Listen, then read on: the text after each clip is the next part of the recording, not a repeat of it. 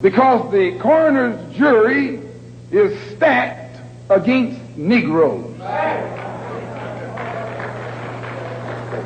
The grand jury is stacked against Negroes.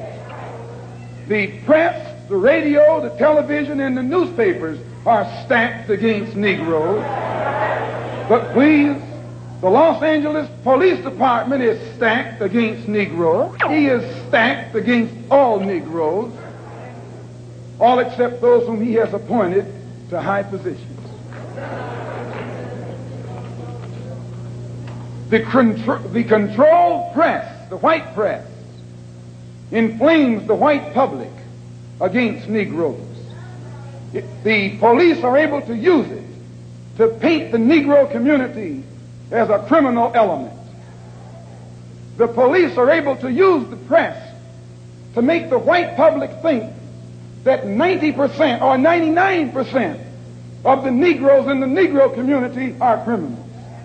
And once the white public is convinced that most of the Negro community is a criminal element, then this automatically paves the way for the police to move into the Negro community, exercising Gestapo tactics, stopping any black man who is on the sidewalk, whether he is guilty or whether he is innocent, whether he is well-dressed or whether he is poorly dressed, whether he is educated or whether he is dumb, whether he's a Christian or whether he's a Muslim.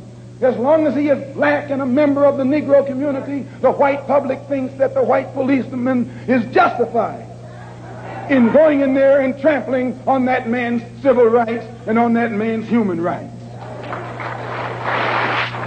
Once the police have convinced the white public that the so-called Negro community is a criminal element, they can go in and question, brutalize, murder unarmed, innocent Negroes, and the white public is gullible enough to back them up. This makes the Negro community a police state. This makes the Negro neighborhood a police state. It's the most heavily patrolled. It has more police in it than any other neighborhood, yet it has more crime in it than any other neighborhood. How can you have more cops and more crime? Why? It shows you that the cops must be in cahoots with the criminals.